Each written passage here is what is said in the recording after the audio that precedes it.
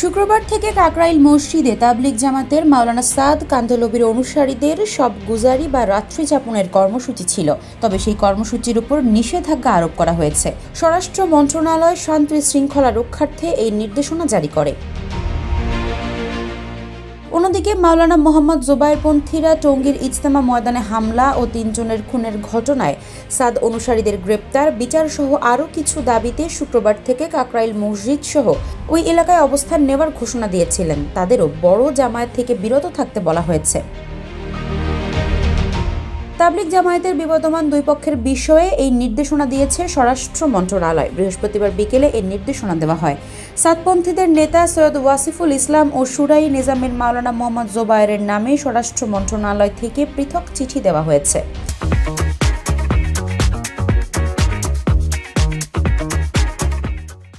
সৈয়দ ওয়াসিফুল ইসলামকে দেওয়া চিঠিতে বলা হয়েছে, শুক্রবার থেকে পরবর্তী নির্দেশ না দেওয়া পর্যন্ত কাকরাইল মসজিদে মাওলানা সাদ অনুসারীদের সব গুজারি সহ তাবলিগ জামায়াতের সব কার্যক্রম থেকে বিরত থাকার জন্য অনুরোধ করা হলো। অন্যদিকে মাওলানা মোহাম্মদ জোবায়েরকেও একই চিঠি দেওয়া হয়েছে।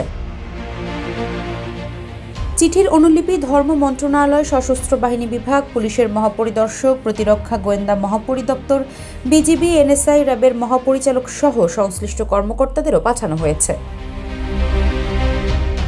এর আগে 2 সপ্তাহের জন্য কাকরাইল মসজিদে অবস্থান নেওয়ার ঘোষণা দিয়ে 15 নভেম্বর থেকে ঢাকায় তাবলিগ জামায়াতের এই মারকাজে জড়ো হন সাদপন্থীরা। অন্যদিকে সাদপন্থীদের নিষিদ্ধ ঘোষণা সহ 3 দফা দাবিতে বৃহস্পতিবার সকাল থেকে কাকরাইল মসজিদ এলাকায় অনির্দিষ্টকালের জন্য অবস্থান কর্মসূচির ঘোষণা দেন জোবায়েরপন্থীরা। একই সঙ্গে টঙ্গীর বিশ্ব ইজতেমা মাঠ ও তাবলিগের প্রধান কেন্দ্র কাকরাইল মসজিদে সাদপন্থীদের কোনো কার্যক্রম চালাতে না দেওয়ারও ঘোষণা দিয়েছিলেন তারা। বাংলাদেশে তাবলিগ জামাতের 2টি অংশ জোবায়ের ও সাদপন্থীদের মধ্যে গত কয়েক বছর ধরেই দ্বন্দ্ব চলছে।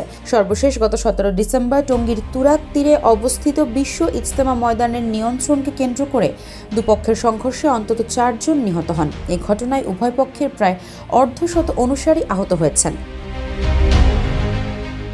এই ঘটনাকে কেন্দ্র করে বিচার বিভাগীয় তদন্ত সহ 10 দফা দাবি জানিয়েছেন তাবলিগ জামায়াতের সাদপন্থী মুসল্লি ও আলেম ওলামারা। একই সঙ্গে পরিস্থিতি নিয়ন্ত্রণে দুই পক্ষের শীর্ষ নেতাদের সঙ্গে সমঝোতা বৈঠক করার জন্য প্রধান উপদেষ্টার প্রতি আহ্বান জানিয়েছেন তারা। তবে জোবায়েরপন্থীরা বলছেন, তাবলিগের নামে কাকরাইল বা বিশ্ব ইজতেমার মাঠ সহ কোথাও সাদপন্থীদের কোনো কার্যক্রম চলতে দেওয়া হবে না। একই সঙ্গে হত্যার ঘটনায় জড়িতদের শাস্তির দাবি করেছেন তারা।